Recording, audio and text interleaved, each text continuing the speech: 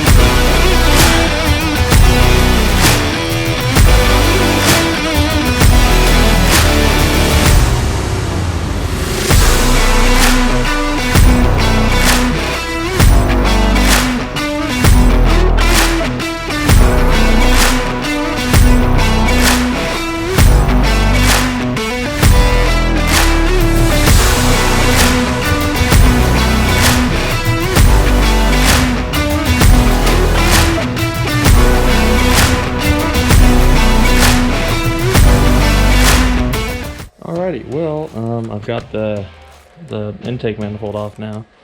You can see in there, does not appear to be any like bent push rods or anything, so I guess that's a good sign. It was running just fine before, basically, so I don't know if I'd necessarily expect that, but it's kind of dirty in here. I don't really know. I suppose it's that's probably normal for like a 30-year-old vehicle, you know? I doubt this thing has been rebuilt or taken apart before. There's just a lot of like oil grime and stuff, but it's not bad. Doesn't look too bad. I got these exhaust manifolds off, and I actually did not have a single bolt like break off. You know, like they just all backed out. I've got to say, this like Harbor Freight special big like corded impact wrench here actually does do pretty good. I was trying to use this other one here. It's a battery powered like rigid one. It did not even like budge some of these bolts. That big one there definitely putting in the work. So it's not like an air gun. I don't know anything about those. Those might be a little better, but it certainly did the job.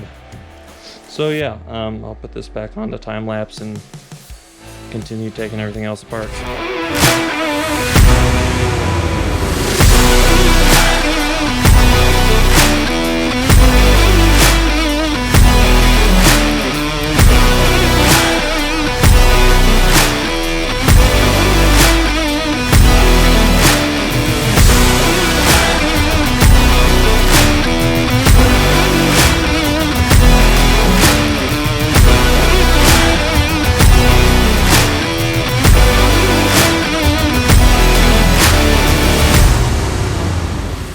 I don't know if it came out on video very well, but one thing I noticed is the lift, or all the valve train up here on this cylinder head was a lot more of a golden kind of like, I don't know, oily color, whereas the stuff on this side is like a darker brown kind of color. And I don't know if it really came across on video, but here's 4 of the push rods from this side, and here's all the push rods from this side.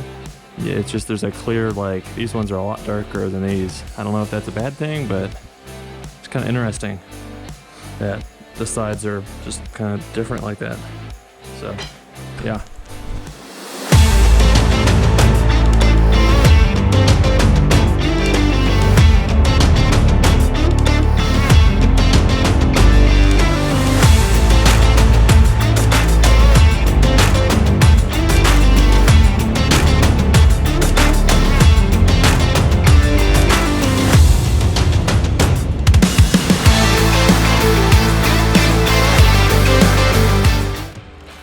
Well, I forgot to change the oil, so here we go. I'm not changing the oil, sorry, we're just gonna drain it. I'm not changing the oil.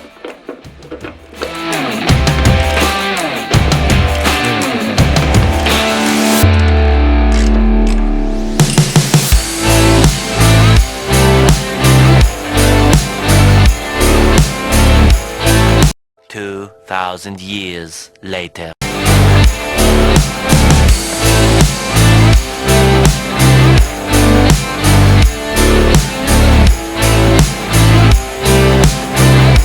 That oil looks pretty bad. Well, maybe not. I don't know. It looks awfully dark considering this only has like 100 miles on the oil.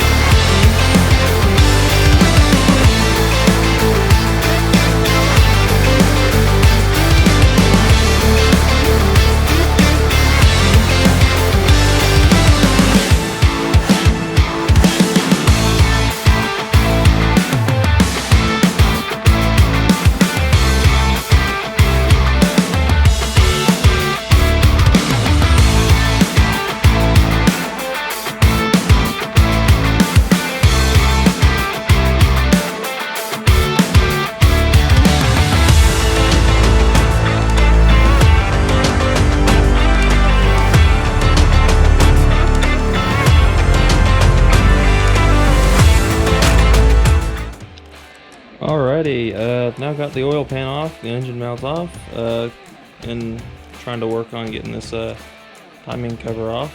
I ran into something kind of odd. The oil pan at least has been replaced on this in the past. Possibly when I took it up to a shop to get the timing gasket replaced because I was just crunched for time, but it was really weird because like normally these things have like a 4-piece gasket with like fork and like some like rubber things that go like it's separate. Like there's a piece here and then there's separate pieces that go along the sides of it.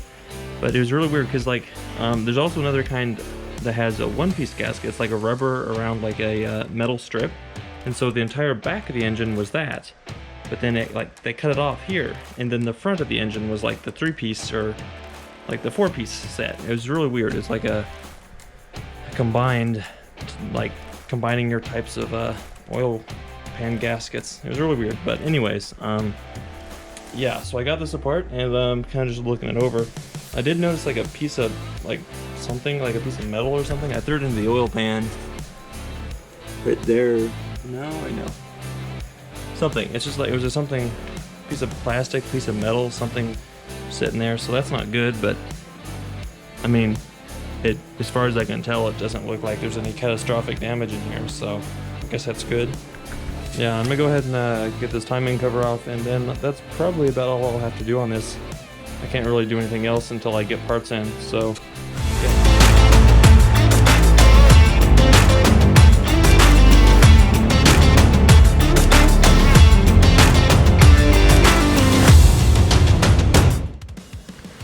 Alrighty, well, there we go. Timing cover was off. That wasn't too difficult.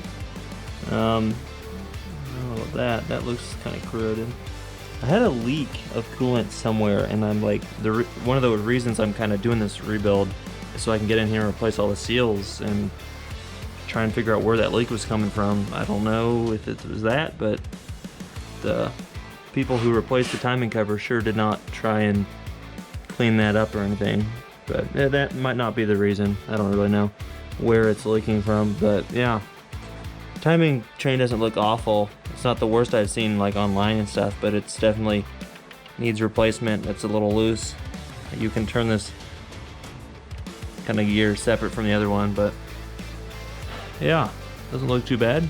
I'll probably, once I start getting parts in here, I'll start turning the seals, replacing the like front and rear main seals, all the different gaskets, maybe a new oil pan, new oil pump, new oil lifter.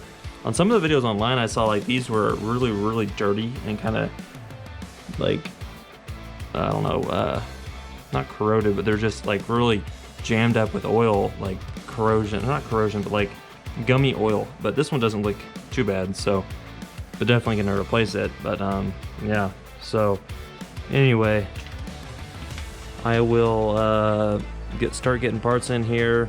I haven't decided yet. I might try and get this like taken to the machine shop and have it like completely cleaned, and then like just trying to reuse the stock crank and stock rods and pistons and everything, but I have no idea. I might just try and leave it how it is and just see how long it lasts, and then I can always throw a new rotating assembly at it at a later date. So yeah, thanks for watching. If you enjoyed this video, please subscribe and comment down below if you have any ideas, and I will see you in part 3